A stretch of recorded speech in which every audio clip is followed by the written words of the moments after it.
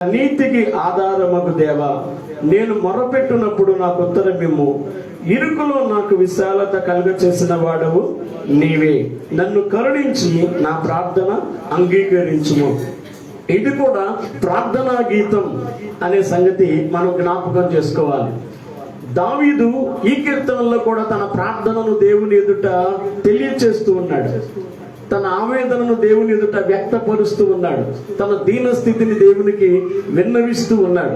దేవునికి స్తోత్రం. ఏమని అంటున్నాడు, ఏమని ఇక్కడ సంబోధిస్తున్నాడు అంటే, నా నీతికి ఆధారమగు దేవా. దేవునికి స్తోత్రం. హల్లెలూయా.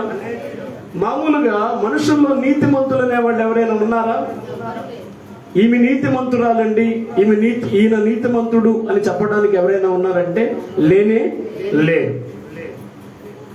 ఎందుకంటే రోమపత్రిక 3వ అధ్యాయం చెప్తుంది, నీతిమంతుడు లేడు, ఒక్కడును లేడు, అందరూ పాపము చేసి దేవుడు అనుగ్రహించిన మహిమను పొందలేకపోతున్నారు, లేక అందరూ త్రోవ తప్పి ఏకముగా పనికి మాలిన వారయ్యారని వాక్యం సెలవిస్తా ఉంది.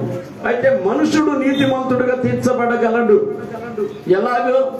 తను దాన ధర్మాలు చేసినందువల్ల, గోదానం, భూదానం, వస్త్రదానం చేసినందువల్ల, లేకుంటే తను చేసిన మంచి క్రియల వల్ల నీతిమంతుడిగా తీర్చబడడం కుదరదు.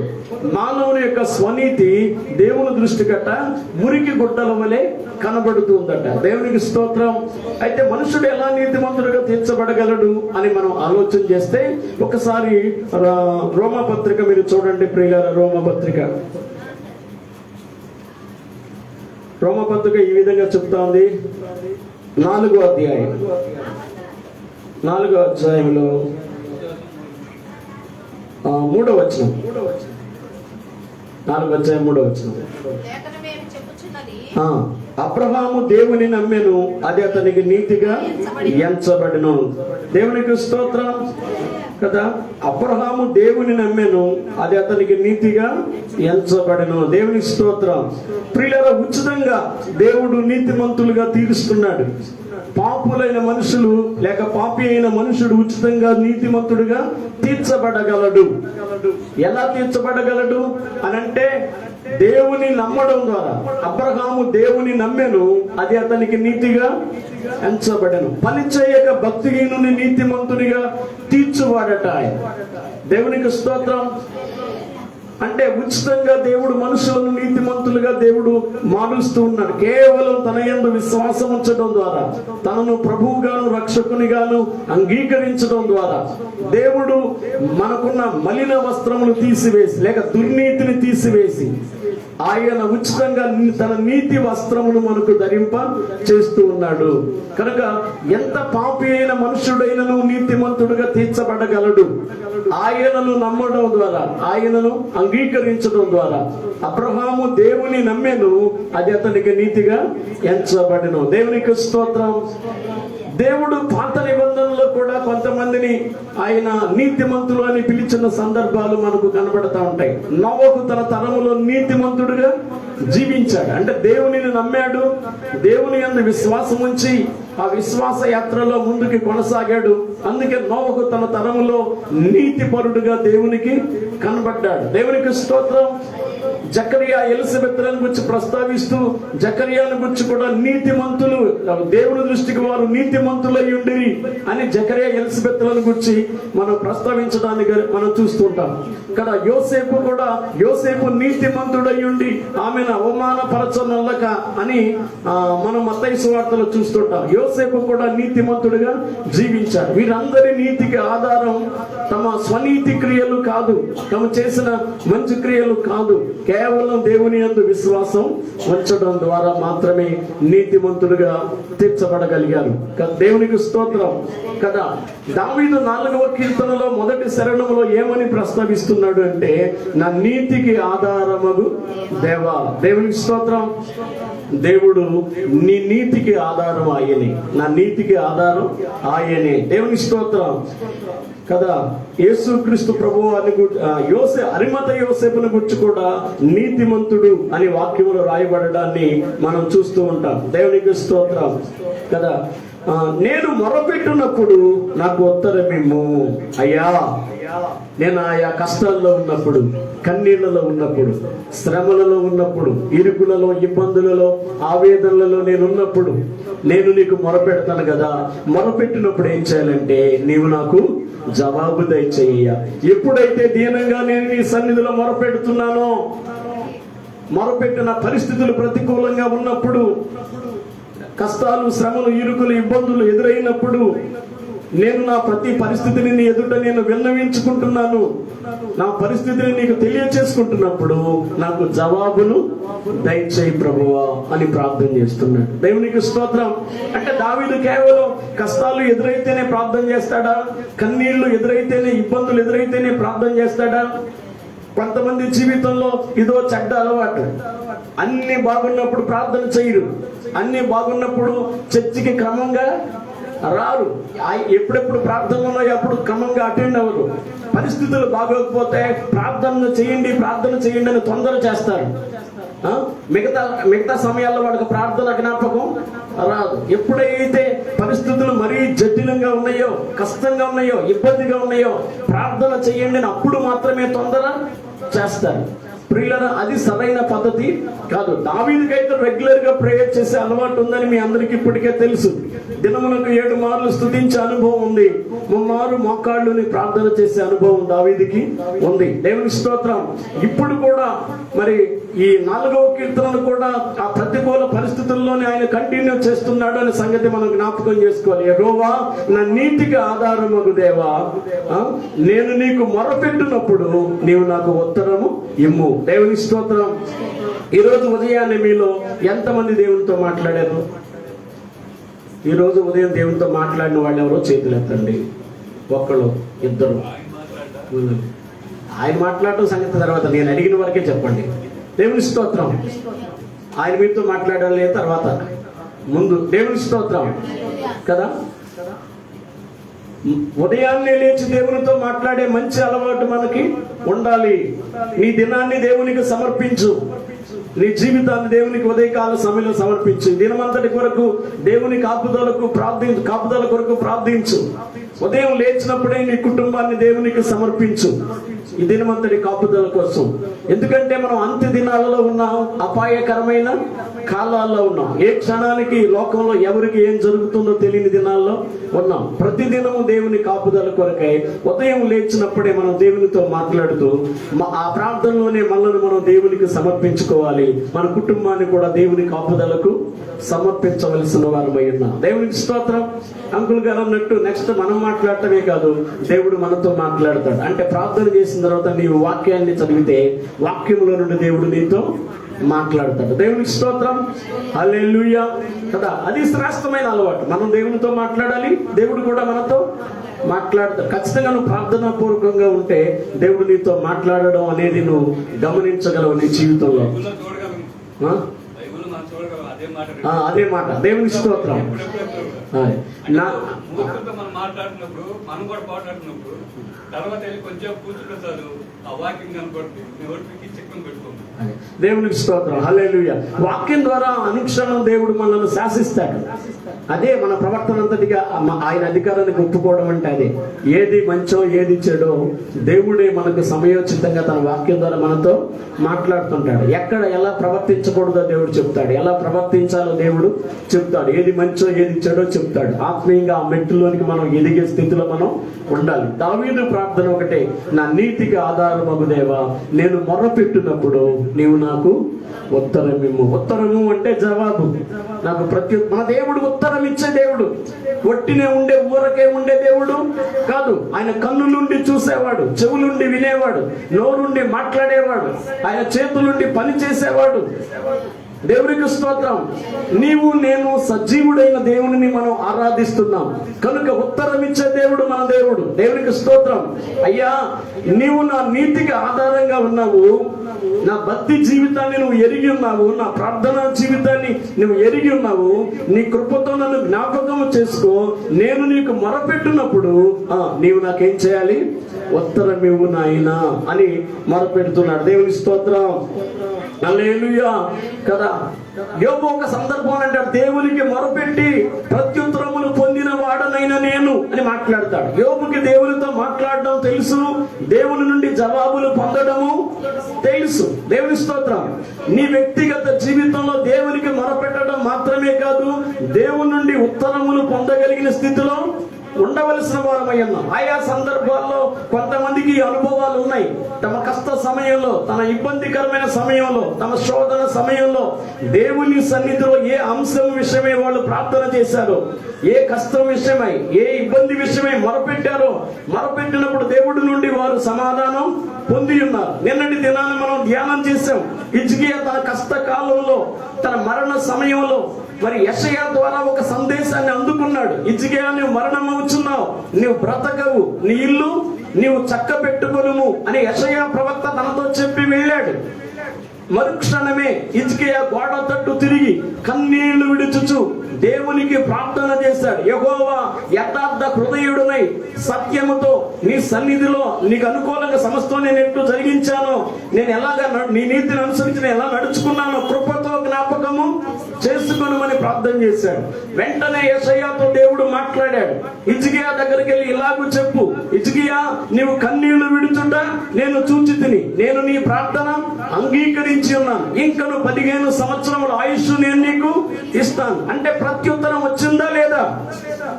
ప్రార్థన చేసిన వెంటనే నీ ఇల్లు చక్కపరుచుకును అని చెప్పిన దేవుడు ఇంకొక 15 సంవత్సరాల ఆయుష్ను పొడిగించాడు. దేవుని స్తోత్రం.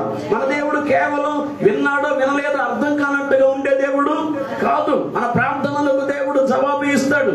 కొన్నిసార్లు నీ ప్రార్థనలకు హిజ్కియాకు ఇచ్చినట్టు శీఘ్రమే జవాబు ఇవ్వవచ్చు, లేదా కొన్ని సందర్భాల్లో ఇంకా నా సమయం రాలేదు, వేచి ఉండు అని చెప్పొచ్చు. చూడండి, మరియతో యేసయ్య అన్నాడు, అమ్మా నా సమయం ఇంకా రాలేదు అన్నాడు. కాలములు సమయములు తండ్రి తన స్వాధీనమందు ఉంచుకొని ఉన్నాడు. దేవుడు మన ప్రతి ప్రార్థనకు జవాబు ఇస్తాడు. ఆ జవాబు నీవనుకున్న సమయంలో కాదు, ఇన్ హిస్ ఓన్ టైం. దేవుడు తన సొంత సమయంలో నీకు జవాబు ఇస్తాడు. దేవునికి సమయం నిర్ణయించడానికి మనం ఎవరు? నీవు ఇప్పుడే చేయాలి, ఈ క్షణమే చేయాలి అని అనడానికి, దేవుని శాసించడానికి శాసించేంతటి వాళ్ళమా మనము? కానే కాదు. దేవునికి స్తోత్రం. నువ్వు దేవునికి మొరపెడుతూనే ఉండు, దేవుడు నీకు జవాబు ఇస్తాడు. కొన్నిసార్లు నీవు అడిగింది దేవుని చిత్తమైతే ఎస్ అనొచ్చు, కొన్నిసార్లు వెంటనే చేయడానికి, కొన్నిసార్లు వెయిట్ అనొచ్చు. కొన్నిసార్లు నీ ప్రార్థన దేవునికి అంగీకారం కాదనుకో, నీవు అడిగిన మనవి ఆయనకు అంగీకారంగా లేదనుకో, నో అనే జవాబు కూడా రావచ్చు. ఏ జవాబు అయినా సరే జవాబు వస్తుంది. నో అనే జవాబు అయినా రావచ్చు, వెయిట్ అనే జవాబు అయినా రావచ్చు, ఎస్ ఇప్పుడే ఇచ్చేస్తున్నాను అనే జవాబు అయినా రావచ్చు. దేవునికి స్తోత్రం. కానీ జవాబు ఇవ్వని వాడు మాత్రం కాదు, ప్రత్యుత్తరం ఇవ్వని దేవుడు మాత్రం కాదు, ఆయన ఉత్తరం ఇచ్చే దేవుడు. దేవుని స్తోత్రం. హల్లెలూయా, హల్లెలూయా కదా. నా నీతికి ఆధారమగు దేవా, నేను మొర్ర పెట్టున్నప్పుడు నాకు ఉత్తరమేమో. ప్రార్థనకు మొర్రకు తేడా ఉంది. ప్రార్థన వేరు, మొర్ర వేరు. ప్రార్థనకు మించినది మొర్ర. తను చాలా కష్ట సమయంలో, అపాయకరమైన సమయంలో, చాలా ఇబ్బందికరమైన సమయంలో, చాలా కన్నీళ్ల మధ్యలో, అపాయకరమైన పరిస్థితుల్లో, తన జీవితం ఏమవుతుందో తెలియని పరిస్థితుల్లో తన దీన అవస్థనంతా దేవునికి తెలియ చెప్పుకుంటూ తన హృదయాంతరంగాల్లో నుంచి చేసిందే మొర్ర. దేవునికి స్తోత్రం కదా. ప్రార్థనకు మించినది మొర్ర. కనుక నా మొరకు నీవు జవాబును దయచేయి ప్రభువా అని చెప్పి ప్రార్థన చేస్తున్నాడు. అంటూ ఇంకో మాట కూడా చెప్తున్నాడు, ఇరుకులో నాకు విశాలత కలగ చేసిన వాడవు నీవే. హల్లెలూయా. జవాబు ఇవ్వు అన్నాడు. నాకు ఇరుకులో నీవు విశాలత కలగ చేశావు అని చెప్తున్నాడు. దేవుని స్తోత్రం. హల్లెలూయా. నిన్న నేను ఇరుకునందుండి యెహోవాకు మొరపెట్టాను, ఆయన నాకు విశాల స్థలమందు ఉత్తరం ఇచ్చాడని ఒక కీర్తన అంటాడు కదా. 3వ కీర్తనలో తన ఎంత అపాయములో ఉన్నాడో చెప్పాడు. దేవుని స్తోత్రం. ఇప్పుడు ఆ అపాయకరమైన పరిస్థితి లేదు. ఆ పరిస్థితి నుండి దేవుడు విడిపించాడు. తన పైకి లేచిన శత్రువులంతా అణిగిపోయారు. తన ప్రాణం తీయ చూచిన వారు ఈ లోకంలో లేకుండా పోయారు. కీడు అన్నది వారిని తరిమి పట్టుకుంది. నీతిమంతుడైన దావీదును ఇబ్బంది పెట్టాలని ప్రయత్నం చేసిన వాడు ఇప్పుడు భూమి మీద లేడు. యోబు దావీదు యొక్క ప్రార్థనకు దేవుడు అద్భుతమైన జవాబును ఇచ్చి ఉన్నాడు. ప్రియులారా, దేవునికి స్తోత్రం. నీవు ఇరుకులో ఉండి మొరపెడితే దేవుడు నీకు ఏం చేస్తాడట? విశాలతలోనికి నడిపిస్తాడు. దేవుని స్తోత్రం. నేను ఇరుకులు పడ్డాను అని నువ్వు కృంగిపోవాల్సిన అవసరం లేదు. ఆయా సమయాల్లో మనకు ఇరుకులో పడినట్టే ఉంటాయి పరిస్థితులు. చాలా ఇబ్బందులు ఉన్నాను, నేను చాలా అనారోగ్యంలో ఉన్నాను, లేదా చాలా ఆర్థిక ఇబ్బందుల్లో ఉన్నాను, చాలా శత్రు బాధలతో నేను పీడించబడుతున్నాను, నేను చెయ్యని నేరానికి నా మీదికి నిందలు వచ్చాయి అని అనుకోవచ్చు. కానీ దేవుడు ఆయన ఎదుట మనం ఓపికతో వేచి ఉన్నప్పుడు, ఆయన ఎదుట కనిపెట్టినప్పుడు దేవుడు మరి గొప్ప జవాబును తగిన సమయంలో ఇస్తాడు. ఈరోజు నేను ఒక అత్యంత బాధాకరమైన వార్త చదివాను. ఒక తండ్రిని గురించి, ఇద్దరు కూతుళ్ళట ఉయ్యూరులోని, మన పక్కన ఉన్న ఉయ్యూరులో నిన్న జరిగిన సంఘటన. ఉయ్యూరులో ఒక తండ్రికి ఇద్దరు కూతుళ్ళు అయితే, ఒక కూతురు డిగ్రీ చదువుతుందట, ఒక కూతురు ఇంటర్మీడియట్ చదువుతుందట. వాళ్ళిద్దరికి ఆరోగ్యం బాగాలేదని హాస్పిటల్కి తీసుకెళ్లారంట. ఒక కూతురికి 9వ నెలంట, ఒక కూతురికి 6వ నెలంట. ఇప్పుడే నా ఫోన్లో న్యూస్ చదివాను. ఈ మాట కన్నా వెంటనే తండ్రి ఆత్మహత్య చేసుకుని చచ్చిపోయాడు. ఎటువంటి సమాజంలో జరుగుతున్నాయి, ఎంత భయంకరమైన పరిస్థితులు. ఆ తండ్రికి మరొక నిర్ణయం తీసుకోలేకపోయాడు. ఆ పరిస్థితుల్లో ఇక సమాజంలో తల ఎత్తుకుని తిరిగే పరిస్థితి లేదు. ఆ తండ్రి వెంటనే ఆత్మహత్య చేసి చచ్చిపోయాడు. ఆ మాట తెలిసిన వెంటనే. ఎంత భయంకరమైన పరిస్థితులు సమాజంలో ఉంటున్నాయి. చదవడానికి వినడానికి అత్యంత బాధాకరమైన పరిస్థితులు ఉంటున్నాయి. ప్రియులారా, మన కుటుంబాల కోసం మనం అనుదినం ఎక్కువగా దేవుని సన్నిధిలో ప్రార్థన చేయాలి. మన బిడ్డల కోసం, కుటుంబ సంబంధాల కోసం మనం ప్రభు సన్నిధిలో బలంగా ప్రార్థన చేయవలసిన వారమయ్యాము. కొంతమంది వారికి వచ్చిన సమస్యల్లో ఇంకా ఏ నిర్ణయం తీసుకోవాలో వారికి ఇక ఏ డెసిషన్ తీసుకోవాలో కూడా అర్థం కావట్లేదు. ఇక ఎలా సరిదిద్దుకోవాలో కూడా తెలియక నిండు ప్రాణాలనే మరి తీసేసుకుంటున్న పరిస్థితి. ప్రియులారా, ఆ యవ్వన బిడ్డలు ఆలోచన చేయలేదు, నేను ఇలా బ్రతికితే నా తల్లి పరిస్థితి ఏంటి, నా తండ్రి పరిస్థితి ఏంటి, వాళ్ళు ఇంకా బ్రతకగలరా భూమి మీద అనే ఆలోచన వాళ్ళు చేయలేదు. ఎంత హేయమైన విషయం కదా, ఎంత హేయమైన విషయం కదా. చూడండి, నిన్నే ఇది ఉయ్యూరులో జరిగిన సంఘటన న్యూస్ పేపర్లో రాశారు కదా. డిగ్రీ చదువుతున్న పాప 9వ నెల అయితే, ఇంటర్ చదువుతున్న పాపకి 6వ నెల. ఇక ఏమీ లేదు, వెంటనే వెళ్ళి పురుగు మందు తాగి చచ్చిపోయాడు తండ్రి. ఎంత అత్యంత బాధాకరమైన, ప్రమాదకరమైన దినాల్లో మనం ఉంటున్నాం. అపాయకరమైన కాలాల్లో మనం ఉంటున్నాం. ఇది చాలా చాలా విచారించదగిన విషయం ఇది కదా. దావీదైతే తన కన్న కుమారుడే శత్రువై తన ప్రాణాన్ని తీయాలనుకున్నాడు. కానీ మరి ఆ అబ్షాలోము తాను చేసిన పాపానికి తనే బలైపోయాడు. దావీదు ఒకటే అంటున్నాడు, ఇరుకులో నాకు విశాలత కలుగ చేసిన వాడు నీవే. దేవుని స్తోత్రం కదా. దేవుని సన్నిధిలో మనం ప్రభునందు ప్రియులారా, మనం మొరపెట్టినట్లయితే మన మొరకు దేవుడు తప్పనిసరిగా జవాబు ఇస్తాడు. మన ప్రతి ప్రార్థనకు దేవుడు జవాబు ఇచ్చే దేవుడు. ప్రార్థన ఆలకించువాడా సర్వ శరీరులు నీ యొద్దకు పరుగెత్తుకొని వచ్చేదరు అని వాక్యం సెలవిస్తుంది. దేవుడు మన ప్రార్థన ఆలకించే దేవుడు, ప్రార్థనకు ప్రత్యుత్తరం ఇచ్చే దేవుడు. దేవునికి స్తోత్రం, హల్లెలూయా కదా. నాకు నీవు విశాలత కలుగ చేసావయ్యా ఆయన అంటున్నాడు. నన్ను కరుణించి నా ప్రార్థనను అంగీకరించుము అని తన యొక్క ప్రార్థన పూర్వకంగా తన మనవిని దేవునికి తెలియచేస్తూ ఉన్నాడు. అంత మాత్రమే కాదు, 2వ వచనం, నరులారా ఎంతకాలము నా గౌరవమును అవమానముగా మార్చదు, ఎంతకాలం వ్యర్థమైన దానిని ప్రేమించదు, ఎంతకాలం అబద్ధమైన వాటిని వెతికెదు. దేవుని స్తోత్రం. జీవితంలో దేవుడు కొన్ని లెసన్స్ నాకు నేర్పించాడు. మీకు కూడా చాలా పాఠాలు నేర్పించుండొచ్చు. ప్రియులారా, నువ్వు ఎంతైనా ప్రేమించు, నేను ద్వేషించే వాళ్ళు ఎవరో ఒకరు ఉంటారు. నువ్వు ఎంత మర్యాదగా అయినా ప్రవర్తించు, కానీ నీ పట్ల అమర్యాదగా ప్రవర్తించే వాళ్ళు కొందరు ఉంటారు. నువ్వు ప్రేమించావని అందరూ నిన్ను ప్రేమించాలనే రూల్ ఏమీ లేదు. యేసయ్య లోకమును ఎంతో ప్రేమించాడు. దేవుడు లోకమును ఎంతో ప్రేమించాడు. లోకం యేసయ్య ప్రాణాన్ని నిలువున తీసింది. అయితే ఒకటి చెప్పాడు, నా ప్రాణంలో ఎవరు తీయలేరు, నా అంతటా నేనే నా ప్రాణాన్ని పెడుతున్నాను అనేసి అయితే చెప్పాడు కదా. 12 మందిని ప్రేమించాడు. ప్రేమించిన ఇస్కరియోతు యోధాని యేసయ్యను 30 వెండి నాణేలకి అమ్మి వేశాడు. హల్లెలూయా కదా. కొన్నిసార్లు అనుకుంటా, నేను ఇంత ప్రేమిస్తున్నాను కదా, నన్నెందుకు ప్రేమించవు, నేను ఇంత మర్యాదగా ఉంటున్నాను కదా, నేనింత యథార్థంగా ఉంటున్నాను కదా, లేదా నేనింత సహాయం చేశాను కదా, నా పట్ల ఎందుకు ఇలా ఉంటారు అని అనుకోవద్దు. దేవుని స్తోత్రం కదా. ఒక్కొక్కరి మనస్తత్వం ఒక్కొక్క రకంగా ఉంటది. ఎదుటి వాళ్ళ మనస్తత్వాన్ని మనం మార్చలేం, కానీ మనం కరెక్ట్ గా మనం నివసించే ప్రయత్నం మనం చేయాలి. దేవునికి స్తోత్రం. ఇంతకుముందు కృపా గారు సాక్ష్యం చెప్పారు, నా నిందలేస్తున్నారు లోకం, యేసయ్య అన్నాడు. దేవుని స్తోత్రం కదా. అయితే అప్పుడు మనం ఎలా ఉండాలి అనేది దేవుడు మనకి నేర్పిస్తున్నాడు. దేవునికి స్తోత్రం. నిందలు మీకే కాదు, నాకు వచ్చాయి, అష్టమ గారికి వచ్చాయి. దేవుని స్తోత్రం.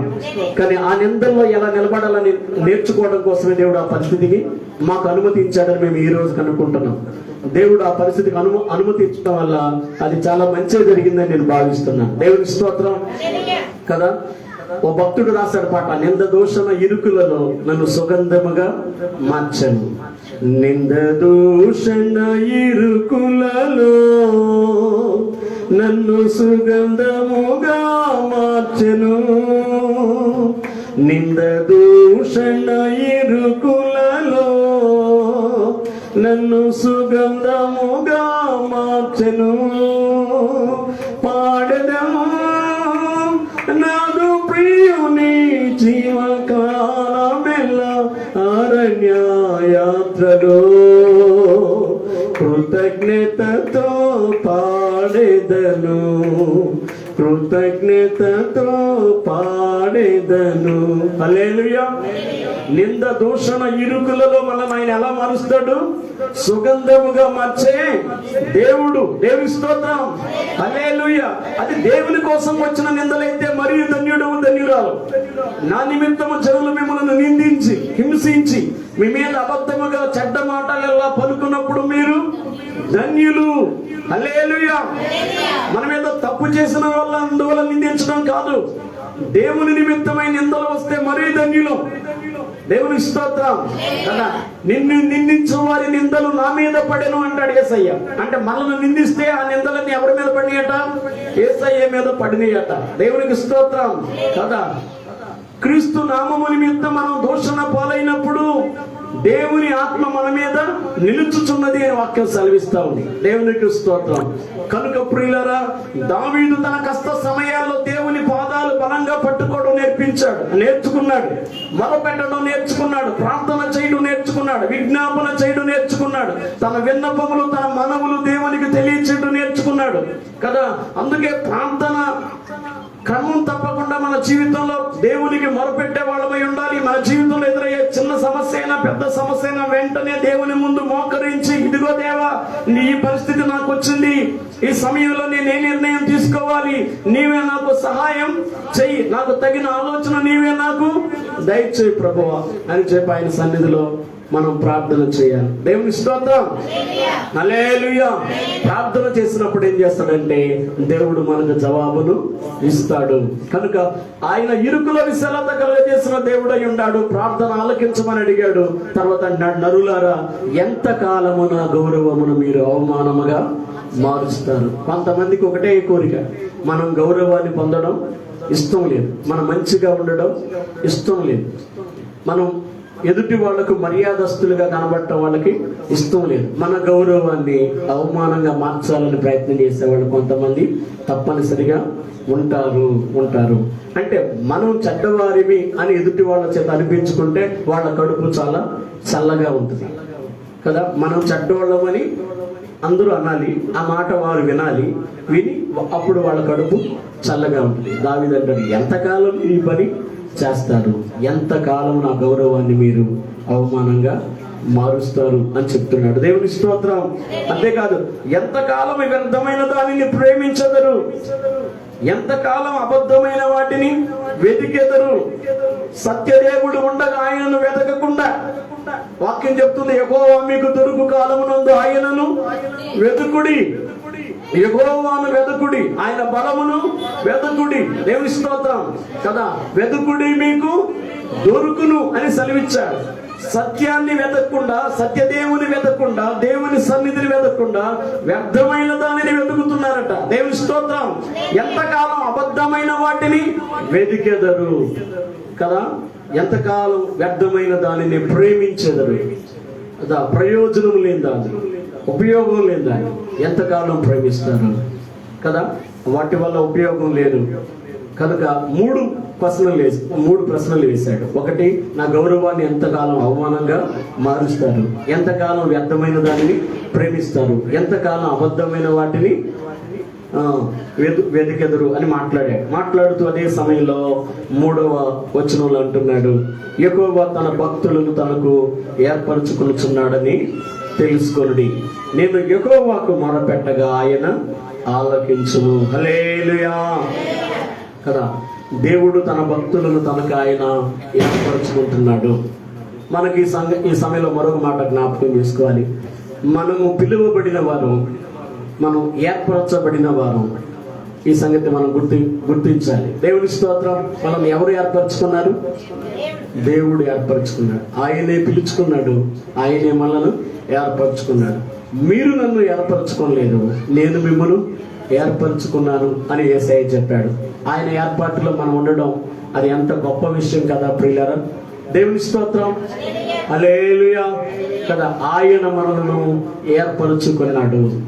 మనం దేవుని చూడండి, చీకటిలో నుండట ఆశ్చర్యకరమైన వెలుగులోనికి ఆయన మనలను పిలిచాడు. ఎందుకు పిలిచాడు తెలుసా? తన గుణాతిశయములను ప్రచురణ చేయ నిమిత్తం రాజులైన యాజక సమూహమును, పరిశుద్ధ జనమును, దేవుని సొత్తైన ప్రజలను, ఏర్పరచబడిన వంశములై ఉన్నారు. మనం ఇప్పుడు దేవుని సొత్తైన ప్రజలు, మనం ఏర్పరచబడిన వంశం, రాజులైన యాజక సమూహం, మనం పరిశుద్ధ జనం. దేవునికి స్తోత్రం కదా.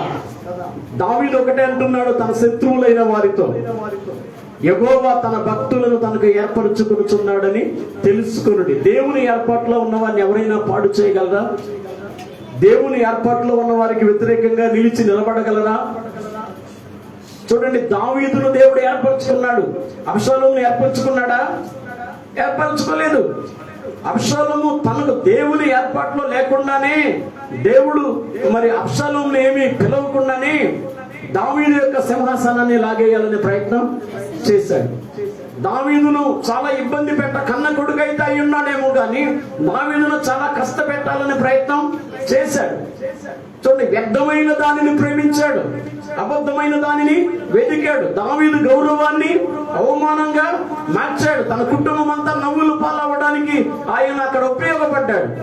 అయితే దావీదు దీనంగా దేవుని ఎదుట వేడుకున్నాడు. చూడండి, చివరికి తన మంత్రి అయిన అహీతోపెలు కూడా వెళ్ళి కొడుకుతో చేరాడు. అందరూ అబ్షాలోమును వెంబడించేవారయ్యారు. దావీదు తన పరిస్థితులను బట్టి అరణ్యంలోనికి పోవాల్సిన పరిస్థితి వచ్చినప్పటికీ అక్కడ సహితం కన్నీరు విడిచి దేవునికి మొరపెట్టాడు. నీ దేవుడు నువ్వు ఏ పరిస్థితుల్లో ఉన్నా, నీకు అందుబాటులో ఉన్నా దేవుడు, ప్రతి స్థితిలోనూ ఆయన నీకు అందుబాటులో ఉన్న దేవుడు. దేవునికి స్తోత్రం. ఆయన తప్పనిసరిగా నీకు సహాయము చేసే దేవుడు. యెషయా 41 అంటాడు. ఏమంటాడంటే, భయపడకము. చూడండి, ఎవరైనా యెషయా 41వ అధ్యాయం 10వ వచనం చదవండి. యెషయా 41:10. భయపడకము, నేను నీ దేవుడనై ఉన్నాను, దిగులు పడకము, నేను నిన్ను బలపరుతును, నీకు సహాయము చేయువాడను నేనే, నీతి అను నా దక్షిణ కష్టముతో నిన్ను ఆదుకొందును. చాలండి, దేవుడు తన ప్రజలతో ఈ స్థలంలో మాట్లాడుతున్నాడు. ఈ ఉదయకాల సమయంలో మీతో మాట్లాడుతున్నాడు. భయపడకము, నేను నీ దేవుడినై ఉన్నాను. ఏ భయముతో ఉదయకాల సమయంలో సహోదరుడా, సహోదరి, నీవు దేవుని సన్నిధిలో ఉన్నావు నాకు తెలియదు. నీకున్న భయం ఏంటో తెలియదు. నీ బిడ్డల పరిస్థితుల గురించి భయపడుతున్నావో, నీ భర్త పరిస్థితుల గురించి భయపడుతున్నావో, లేదా నీ ఆర్థిక పరిస్థితుల గురించి భయపడుతున్నావో, నీ ఉద్యోగంలో ఎదురయ్యే పరిస్థితుల గురించి భయపడుతున్నావో, నీ వ్యాపారంలో ఎదురయ్యే పరిస్థితుల గురించి భయపడుతున్నావో, నువ్వు ఎన్ని గడ్డు సమస్యల్లో ఉన్నప్పటికీ కూడా ఏ తీవ్రమైన నిర్ణయాలు నీవు తీసుకోవాల్సిన అవసరం లేదు. దీనంగా దేవుని ఎదుట ధైర్యంగా కూర్చొని మొరపెట్టు. దేవుడు నీతో అంటున్నాడు, భయపడకము, నేను నీ దేవుడినై ఉన్నాను. దిగులు పడద్దు. దేవుని స్తోత్రం. దిగులు లేక చింత లేక మనోవేదన ఇవన్నీ ఒకే రకమైన పదాలు. చితి మంటలు శవాన్ని కాలుస్తుంటే చింతలు బ్రతికి ఉన్న మనిషిని కాల్చేస్తా ఉన్నాయట. యేసయ్య అన్నాడు, చింతపడొద్దు అన్నాడు. దేనిని గూర్చి చింతపడొద్దు అన్నాడు. ఆయన మిమ్మును గురించి చింతించుచున్నాడు కనుక మీ చింత యావత్తు ఆయన మీద వేయండి. దేవుని స్తోత్రం. ఒకవేళ నీవు చాలా సమస్యల్లో చిక్కుకున్నప్పుడు నేను చాలా మంది రకరకాలుగా ఇబ్బంది పెట్టవచ్చు. ఒకవేళ కాని మాటలు నీ మీద మాట్లాడవచ్చు, కానీ ఎవరు నీ ప్రాణాన్ని తీయలేరు. చూడండి, మనం ప్రాణంతో ఉంటే ఎటువంటి పరిస్థితులైనా ఫేస్ చేయగలం. ఎక్కడ పడ్డామో అక్కడ లేచి నిలబడగలం. కానీ వారు అలా అన్నారు, వీరు ఇలా అన్నారు. ఇదిగో ఈ రోజు ఈ సమస్య వచ్చింది, రేపు ఇంకా పెద్ద సమస్య వస్తుంది, నెల తర్వాత అది ఇంకా పెద్ద సమస్య అవుతుందని ఈ రోజు నువ్వు భూతత్వంలో పెట్టి చూసావు, నీ ప్రాణాన్ని తీసుకోమని సాతాను అంటది. ఎందుకు ఇక నువ్వు బ్రతకడం అనవసరం, వద్దు, బ్రతకొద్దు, చచ్చిపో చచ్చిపో అంటది. చచ్చిపో అనేది ఎవరో తెలుసా? దయ్యం. హల్లెలూయా. జీవితంలో చేతిలో చిల్లుగవ్వలేక ఎన్నో ఇబ్బందుల్లో చిక్కుకున్నవాడు, ఎన్నో భయంకరమైన మాటలను అనుభవించిన వాళ్ళు ఈ రోజు 10 మందికి అన్నం పెట్టేవాళ్ళుగా మారారు. దేవుడు వాళ్ళ పరిస్థితులు మార్చాడు. వాళ్ళకి అద్భుతంగా దేవుడు సహాయం చేశాడు. ఎక్కడ అనకూడని మాటలు అనకూడని వారి చేత అనిపించుకున్నారు, ఎందుకు పనికిరాలు అనుకున్న వాళ్ళతో కూడా నానా మాటలు అనిపించుకున్నారు. వాళ్ళు ఇవాళ తన చుట్టూ చేరి మాకు 1000 ఇవ్వా, మాకు 2000 ఇవ్వా అని వాళ్లే వచ్చి బ్రతులాడే స్థితికి వాళ్ళ వచ్చారు. దేవుని స్తోత్రం. హల్లెలూయా కదా. ఎవరు అన్నారో వాళ్లే వచ్చి చేతులు చాచే పరిస్థితి ఏర్పడింది. దేవుడు మార్చగలడు, పరిస్థితులు మార్చగలడు కదా. సాతాను కొన్నిసార్లు ఏం చేస్తాడు? తొందర చేస్తాడు. ఇంత మాట అన్న తర్వాత నువ్వు ఇంకా ఎందుకు బ్రతుకుతున్నావు? నువ్వు ఎంత ఊబిలో దిగిపోయిన తర్వాత కూడా ఇంకా ఎలా పైకి వస్తావు అనుకున్నావు? నువ్వు రాలేవు అంటాడు. కానీ దావీదు అంటాడు, నాశనకరమైన గుంటలో నుండి, జగటగల దొంగ ఊబిలో నుండి ఆయన నన్ను పైకెత్తిన బండ మీద నా పాదాలు నిలబెట్టాడు. హల్లెలూయా కదా. నీకు 1000 సమస్యలు ఉన్నమాట నిజమే కావచ్చు, 100 నిందలు నీ మీద ఉన్నమాట అది నిజమే కావచ్చు.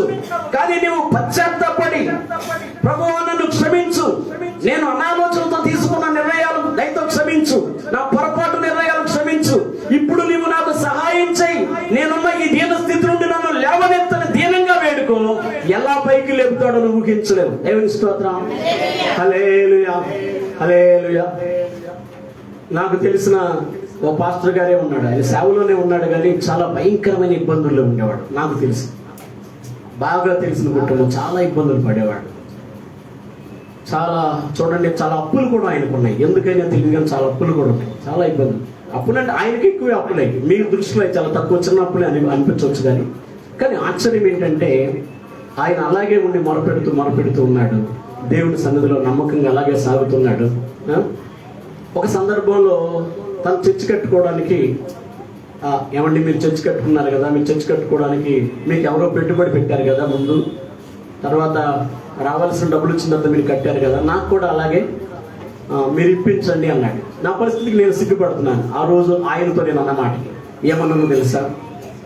మీ మాట మీద నాకు నమ్మకం లేదు, ఈ రోజు నేను ఇప్పిస్తాను, నేను చెప్తే షాప్ వాళ్ళు ఇస్తారు, ఎంత సిమెంట్ కావాలో ఎంత ఐరన్ కావాలో అంత నా మాట మీద నమ్మకంతో ఇస్తాను. కానీ నీకు రావాల్సిన డబ్బులు వస్తాయి, అది కూడా నాకు తెలుసు, కానీ ఆ డబ్బులు నువ్వు నాకు ఇస్తావన్న నమ్మకం నాకు లేదు అని ఇంకో మాట అన్నాను.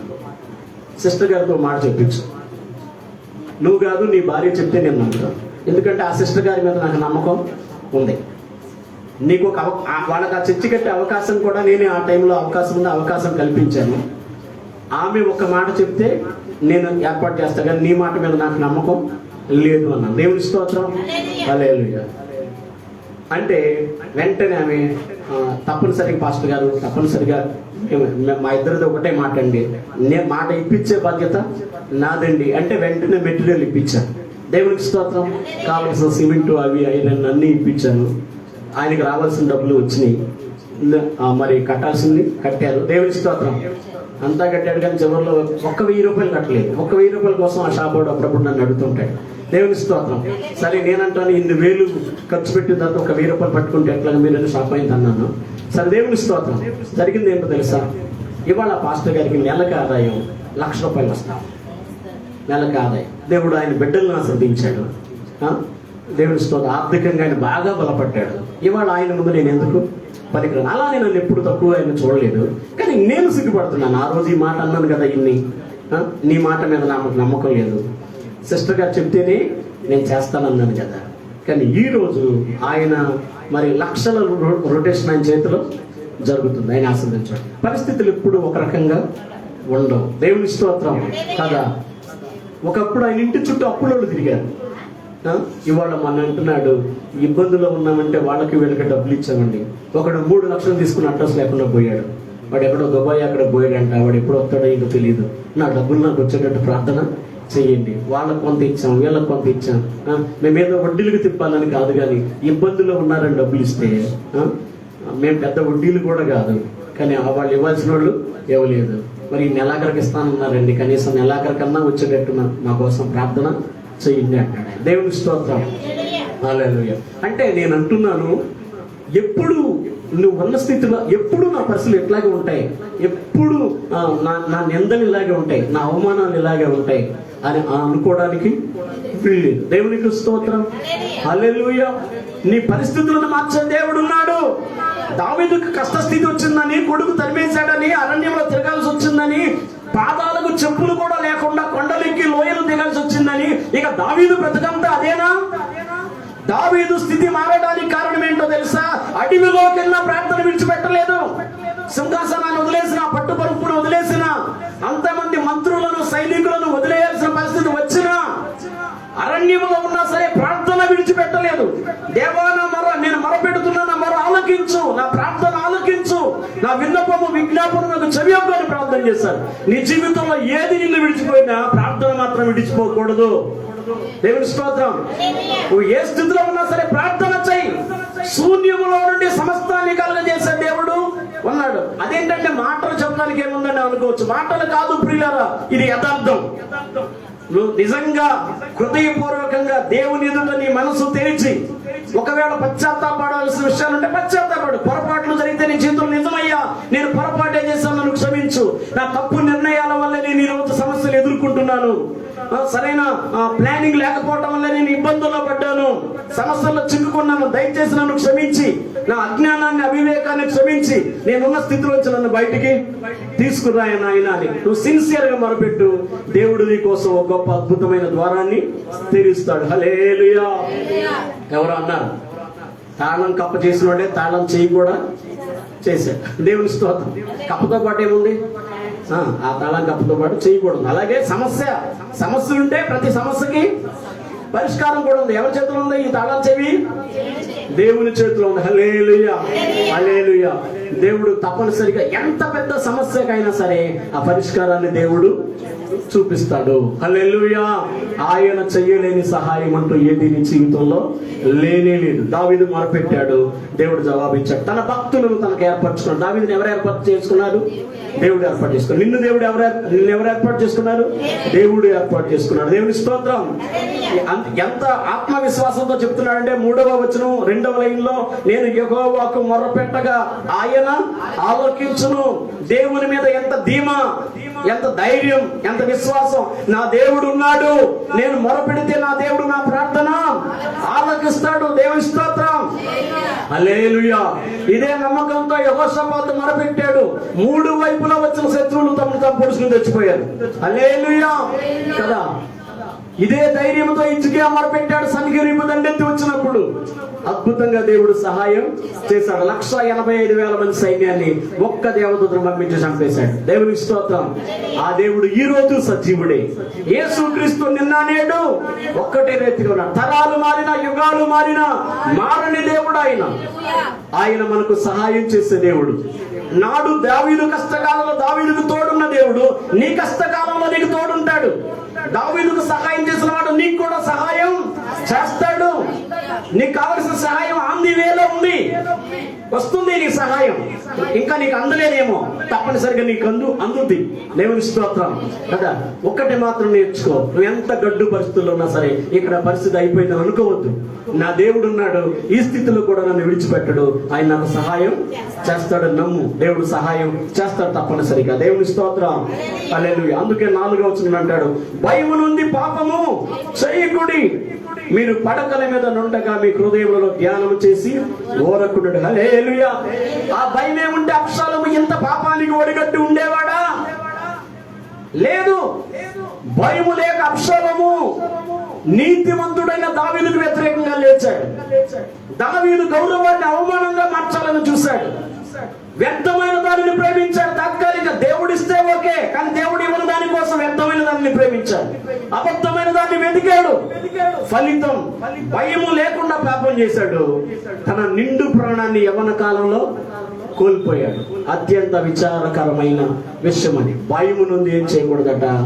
పాపము చేయకుడి. దేవుడి స్తోత్రం కదా. అంతేకాదు, మీ పడకల మీద ధ్యానం చేసి, మీ హృదయంలో ధ్యానం చేసి ఓరకుండుడి. 5వ వచనం, నీతియుక్తమైన బలులు అర్పించుచు యెహోవాను నమ్ముకొనుడి కదా. దేవునికి అనుకూలమైన ప్రవర్తన నీవు కలిగి ఉండడమే నీతియుక్తమైన బలి. ఆయనకు లోబడి ఉండడం, దీనత్వాన్ని కలిగి ఉండడం, వినయ విధేయతను కలిగి ఉండడం, ఆయన వాక్యానికి భయపడడం, పరిశుద్ధమైన ప్రవర్తనను కలిగి ఉండడం, ఇదే దేవునికి నీతియుక్తమైన బలి. కనుక నీతియుక్తమైన బలులు అర్పించుతూ ఆయనను మనం సేవించాలి కదా. 6వ వచనం అంటాడు, మాకు మేలు చూపు వాడెవడని పలుకువారు అనేకులు, యెహోవా నీ సన్నిధి కాంతి మా మీద ప్రకాశింప చేయము. మనం దేవుని బిడ్డలమై ఉండి కూడా మాకు మేలు చేసేవాళ్ళు ఎవరు అని మాట్లాడడం మన అవిశ్వాసానికి గుర్తు. మనకు మేలు చేసేది ఎవరు? దేవుడు. దేవుని స్తోత్రం హల్లెలూయా. యెషయా 41లోనే మీరు చదివిన వచనాలు కాకుండా కింద ఏమని రాసి ఉంటుందంటే, నీకు సహాయము చేసేది నన్ను చెప్పుచు నీ కుడి చేతిని పట్టుకొనుచున్నాను అంటాడు ఆయన. ఏంటంటే సహాయము చేసేది నన్ను చెప్పుచు కుడి చేతిని, నీ చెయ్యిని పట్టుకుంటున్నాను, నేనున్నాగా నీకు. హల్లెలూయా. కొన్నిసార్లు పిల్లలు భయపడుతుంటే పెద్దోళ్ళం పక్కన అంటాం, ఎందుకు నేను ఉండగా? దేవుని స్తోత్రం. భయం ఎందుకు అంటాం. వాళ్ళు చాలా భయపడతారు.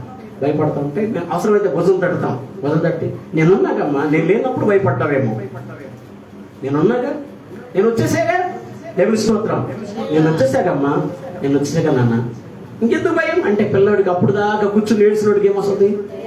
ధైర్యం వచ్చేస్తుంది. మా అమ్మ ఉంది, మా నాన్న ఉన్నట్టు. హల్లెలూయా హల్లెలూయా. ధైర్యం వస్తాడు.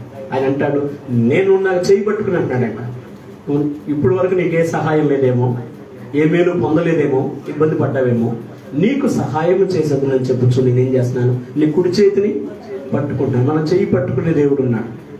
ఎవరు పాడారుగా, చెయ్యి పట్టుకో నా చెయ్యి పట్టుకొని. దేవుని స్తోత్రం. యేసయ్య మన చెయ్యి పట్టుకుని నేను నీకు సహాయం చేస్తానంటున్నాడు కదా. యెహోవా నీ సన్నిధి కాంతి మా మీద ప్రకాశింప చేయుము. అయ్యా నీ కాంతి మా మీద ఎప్పుడూ ఉండాలి, నీ ముఖ కాంతి మా మీద ఉండాలి, నీ సన్నిధి కాంతి మా మీద ఉండాలి. దావీదు అంటాడు, నీ వెలుగును పొంది మేము వెలుగును చూస్తున్నాము అంటాడు. అంటే తెల్లవారుజామున దేవుని వెలుగు పొందిన తర్వాత సూర్యుని వెలుగు చూస్తాడంట. హల్లెలూయా కదా. దేవుని వెలుగు పొంది ఈ లోకపు వెలుగును చూస్తాడు. నువ్వు ముందే ఈ సూర్యుని వెలుగు చూడకముందు ఎవరి వెలుగు చూడాలి? దేవుని వెలుగు చూడాలి కదా. ఆత్మీయంగా నువ్వు ఆయన వెలుగును చూడగలవు. వేకువని లేచి ఆయనకు మొరపెట్టు. ఆయన సన్నిధి కాంతిని మీద దేవుడు ప్రకాశింప చేస్తాడు. దేవునికి స్తోత్రం. మరో మాట చెప్పి నేను ముగిస్తాను కదా. 7వ వచనం, వారి ధాన్య ద్రాక్షారసంలో విస్తరించిన నాటి సంతోషం కంటే అధికమైన సంతోషం నీవు నా హృదయంలో పుట్టించుని. హల్లెలూయా హల్లెలూయా. మొన్న ఒక ఆయనకి మహానందం అయిందంట. ఎంతసేపు ఉందో ఆనందం చెప్తాను. ఆయన భార్య మన పాలుగారు లాగానే బ్లైండ్ వికలాంగుల కేటగిరీలో బందర్ మున్సిపాలిటీలో ఉద్యోగం చేసింది, వాటర్ హౌస్లో. ఆమెకి చూపు లేదు, వికలాంగుల కోటాలో ఆమెకు జాబ్ వచ్చింది. జాబ్ సరే, ఆమె కొంతకాలం జాబ్ చేసింది. అంటే చేయలేక మరి తన తరపున ఎవరినైనా పెట్టుకోమని పైన అధికారులు సలహా ఇస్తే నెలకు ఒక 8,000 9,000 జీతం ఇచ్చి ఎవరినో వేరే వాళ్ళని తనకు బదులుగా పెట్టి మొత్తానికి ఆమె ఉద్యోగం చేసింది. సరే, నెలకి 40,000 45,000 డ్రా చేసింది ఆమె చివరికి రిటైర్డ్ అయ్యే టైంకి. సరే, ఇప్పుడు రిటైర్డ్ అయిపోయింది, నెలకి 25,000 పెన్షన్ వస్తుంది. ఆ భార్యకు సంబంధించిన అంటే ఆ గుడ్డి సహోదరికి సంబంధించిన భర్త, వాళ్ళిద్దరు భార్యాభర్తలతో మంచి విశ్వాసం, మంచి ప్రార్థన పరురాలు. ఆమె పేరు, ఆ తల్లిగారి పేరు కూడా చెప్తా, అభ్యంతరం ఏమన్నా. ఆమె పేరు దేవమాతమ్మ అని నిడుమూలు లాకు దగ్గర ఉంటారు. ఆమె పేరు దేవమాతమ్మ. భర్త పేరేమో ప్రసాద్ గారు. దేవుని స్తోత్రం. అంకుల్ గారికి తెలుసు. అంకుల్ గారిని వాళ్ళు సన్మానించారు. పెద్ద ఆయన అన్ని కూర్చోబెట్టి శాలువ కప్పి దండేశారు కోటాల్లో. హల్లెలూయా. అక్కడ కోటాలు కూడా పెట్టాం. సరే, ఈ మధ్య అంట భార్యతో అంటున్నాడంట భర్త, ఇంకా నువ్వు రిటైర్డ్ అయిపోయావు, మన జీవితంలో ఇక మన చేతితో ఎప్పుడున్నా 1 లక్ష రూపాయలు కట్టి నేను ఇంకా పట్టుకుంటానా? అయిపోయింది, మన పని అయిపోయింది. 25,000 పెన్షన్ వస్తున్నాడు. బాగానే వస్తుంది పెన్షన్. అంటే 25,000 పెన్షన్ వస్తుంది. అప్పులోడు ఉన్నాడు, అప్పులోడికి అప్పు కట్టాలి. ఆ 25,000 తెస్తానులే. పొద్దున్నే జకరయ్య గారు 24 గంటల ప్రార్థన పెట్టాడు. ఆ ప్రార్థనకి వెళ్ళి మధ్యాహ్నం వచ్చేస్తాను, వస్తా వెళ్ళి డబ్బులు తెస్తానని భార్యకి చెప్పొచ్చాడు. సరే, ప్రార్థనలో 3 గంటల వరకు ఉండగలిగాడు ఆయన. ఇంటికన్నా మరి భార్య అందురాలు కదా, ఉంటది కదా, వెళ్ళాలని ఆయన వెళుతూ ఏటీఎం కార్డు ఎత్తుకెళ్ళి, ఆయనకి అయితే తెలియదు ఏటీఎంలో తీయడం, ఒక పక్కన ఉన్న కుర్రోడికి ఇచ్చి ఆ ఏటీఎంలో డబ్బులు ఎంత ఉన్నాయో చూడమన్నాడు. చూస్తే 1,54,000 ఉన్నాయండి అన్నాడు. దేవుని స్తోత్రం. ఎంత అంట? 1,54,000. డబ్బులు వచ్చి, అబ్బాయి నువ్వు జాతర చూడటం తెలుసా? జాతర చూడన్నాడు. అవునండి, మీరు కూడా చూడండి, ఆయన చదువు తెలుసు కదా. 1,54,000 ఉన్నాయి. ఉండబట్టలేక ఈ టెన్షన్ తప్పి పెద్ద అయినా 73 ఏళ్ళు ఉండేది. దేవుని స్తోత్రం. వెంటనే ఏటీఎం కార్డు తీసుకుని బ్యాంక్ మేనేజర్ దగ్గరికి వెళ్ళిపోయాడు. మేనేజర్ గారు, నా అకౌంట్లో ఎంత ఉన్నాయో చెప్పండి అన్నాడు. ఆయన అన్నట్టు, నేను ఈ ఏటీఎం నుంచి చెప్పను, నీ పాస్బుక్ పట్టమన్నాడు. హల్లెలూయా. వెంటనే గబగబా వెళ్ళిపోయాను. ఒకటి ఎక్సెల్ సూపర్ ఉంది టీవీఎస్, అది వేసుకెళ్ళిపోయి భార్యతో ఏంటో మన అకౌంట్లో 1,54,000 ఉన్నాయంట, ఎన్నో చూసేస్తా, మేనేజర్ గారు పుస్తకం తెమ్మన్నాడని పాస్ పుస్తకం తీసుకుని వెళ్ళాడు. మేనేజర్ గారి దగ్గరికి వెళ్ళి చూస్తే మేనేజర్ గారు, నిజమేనండి 1,54,000 ఉన్నాయండి. దేవుని స్తోత్రం. హల్లెలూయా. వెంటనే మరి విత్డ్రా ఫామ్ తీసుకుని రాయించేసి 1 లక్ష రూపాయలు తీసేసి అప్పు కట్టాల్సిన వాడికి కట్టేశాడంట. హల్లెలూయా. హల్లెలూయా. సరే, ఇంకెవరెవరికి వచ్చారో సర్దాలంటే మొత్తం సర్దేశాడంట. 10,000 మాత్రం మిగిలియాడు. ఆయన సంతోషం ఎంతసేపు ఉంటుంది? 1,53,000 వచ్చిన సంతోషం ఎంతసేపు ఉంది? రావడం సంతోషమే, నేను కాదని అంటలేదు. అద్భుతం, మేలు జరగడం సంతోషం. అసలు జరిగింది ఏంటంటే, వాళ్ళకి రావాల్సిన డబ్బుల్లో కొంత పెండింగ్ లో ఉండిపోయి అప్పుడు రాకుండా ఇప్పుడు ఉన్నాయి. దేవుని స్తోత్రం. మొత్తానికి వీళ్ళైతే అవి వస్తాయనే సంగతి వీళ్ళకి అసలు తెలియదు. ఇంకా రావాల్సిన వస్తాయనే సంగతి తెలియదు. ఎప్పుడో రిటైర్డ్ అయినప్పుడు రావాల్సినయో కొంతమందికి తర్వాత లేట్గా వచ్చినాయి అంటే, కొంత అప్పుడు వచ్చిన అమౌంట్ కాక మిగతా అమౌంట్ కొంత వచ్చింది. దేవునికి స్తోత్రం. నేను ఇక్కడ దావీదు ఏమంటే, వారి ధాన్య ద్రాక్షారసములు విస్తరించిన నాటి సంతోషం కంటే నీవు నాకు అధికమైన సంతోషం కలిగించావు. నిజ విశ్వాస సంతోషం ఏంటో తెలుసా? 10 లక్షలు మనకి క్రెడిట్ అయినాయి అని కాదు, డిపాజిట్ అయినాయి మన అకౌంట్లో అని కాదు. 35 బస్తాలు పండే పొలం, 40 బస్తాలు పండే పొలం 60 బస్తాలు పండిందని కాదు. ధాన్య ద్రాక్షారసం విస్తరించిన నాటి సంతోషం కంటే నీవు అధికమైన సంతోషం నా హృదయంలో ఉంచావు. అంటే నా సంతోషం నా పంటలను బట్టి కాదు, నా పశువులను బట్టి కాదు, నా వెండి బంగారాలను బట్టి కాదు, నా బంధు బలగాన్ని బట్టి కాదు, నాకున్న ఈ అధికారాన్ని బట్టి కాదు. నా సంతోషం ఎవరంటే నీవు. హల్లెలూయా. హబక్కు అంటాడుగా, ద్రాక్ష చెట్లు ఫలించకపోయినా, అంజూరపు చెట్లు కాపు లేకపోయినా, చేలో పైరు పంటకి రాకపోయినా, గొర్రెలు దొడ్డిలో లేకపోయినా నేను యెహోవా యందు ఆనందించాను. హల్లెలూయా. హల్లెలూయా. అప్పుడప్పుడు నేను డబ్బులు సమయానికి చేతిలో లేకపోతే కొంచెం బెంగపడతా ఉండేవాడు. ఈ మధ్య చేతిలో 1 రూపాయి లేకుండా పోయినా ధైర్యంగా ఉంటున్నా. దేవుని స్తోత్రం. ఎందుకంటే నాకే ధైర్యం ఏంటంటే, అసలు లేకుండా ఖాళీ అయిపోయిందంటే దేవుడు నింపుతాడు. హల్లెలూయా. ఖాళీ అయిపోతే నింపుతాడు.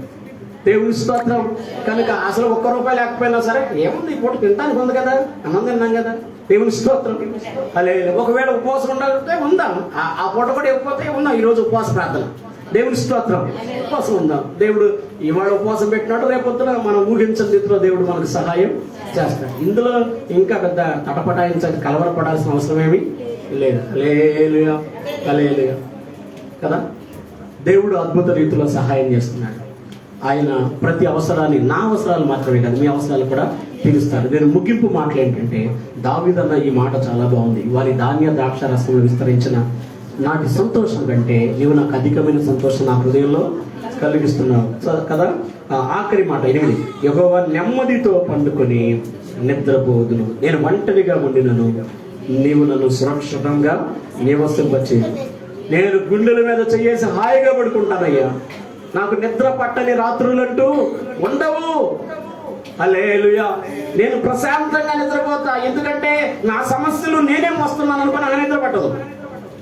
నా సమస్యలు దేవునికి అప్పగించాలనుకో, ఆయన చూసుకుంటాడని ఏముంటది. హల్లెలూయా. ఇప్పుడు అబ్రాం గారు పెద్ద ఆఫీసర్ గారండి అనుకోండి, నాకు కొన్ని సమస్యలు ఉన్నాయి, అవి తీర్చే శక్తి ఆయనకు ఉంది. అబ్రాం గారు వచ్చి, ఏమండి అబ్రాం గారు, నాకు ఈ సమస్యలు ఉన్నాయి, మీకు ఎందుకు పాస్టర్ గారు, మీరు ప్రశాంతంగా ఉండండి, వాడి సంగతి నేను చూస్తాను అన్నాడు. అన్న తర్వాత కూడా నేను నిద్రపోవట్లేదు అనుకో, నాకు అబ్రాం గారి మీద నమ్మకం ఉన్నట్టేనా కదా? అబ్రాం గారి మీద నమ్మకం ఉంటే ఏం చేస్తాను నేను, ఆయన చూసుకుంటానన్నాడు, నాకేంటి బాధ, నేను ప్రశాంతంగా పడుకుంటాను. హల్లెలూయా, హల్లెలూయా. దేవుడు ఉన్నాడు, ఆయన నేను చూసుకుంటాను, నీ ప్రతి పరిస్థితిని నేను సరిచేస్తాను, నీకు కావలసిన సహాయం నేను చేస్తాను. అందుకే దావీదు అంటాడు, నేను నెమ్మదిగా పండుకొని నిద్రపోతాను. అబ్షాలోము దావీదుకి నిద్ర లేని రాత్రులు మిగల్చాలనుకున్నాడు, కానీ అసలు ఈ లోకంలో లేకుండానే వెళ్ళిపోయాడు. దేవుని స్తోత్రం. దావీదు అంటాడు, ఆయనే కాదు ఎందరు శత్రువులు లేసినా సరే నేను నెమ్మదితో పండుకొని నిద్రపోతానయ్యా, ఎందుకంటే సమస్తం చూసుకునే దేవుడు నువ్వు ఉండగా నాకేంటి భయం. హల్లెలూయా, హల్లెలూయా. నేను ఒంటరిగా ఉండినా సరే నీవు నన్ను సురక్షితంగా ఒక్కడు నా ప్రక్కన లేకపోయినా నువ్వు ఉంటే చాలయ్యా. అవును, నీ ప్రక్కన ఎవరు లేకపోయినా దేవుడు ఉన్నాడు. కొంతమంది బెంగపడతారు, మనడు దాకా వాళ్ళు ఉండేవాళ్ళండి, వీళ్ళు ఉండేవాళ్ళండి, వాళ్ళు సాయం చేసేవాళ్ళండి, వీళ్ళు సాయం చేసేవాళ్ళండి అని అనుకుంటారు. హల్లెలూయా. కానీ మన ప్రక్కన ఎవరు ఉంటారు? దేవుడు ఉంటాడు. ఒంటరిగా ఉన్న ఆయనే సురక్షితంగా కాపాడుతాడు. దేవుడి మాటలు దీవించును గాక. ఆమేన్. ప్రార్థన చేసుకుందాం ప్రియులారా, ప్రార్థన చేసుకుందాం.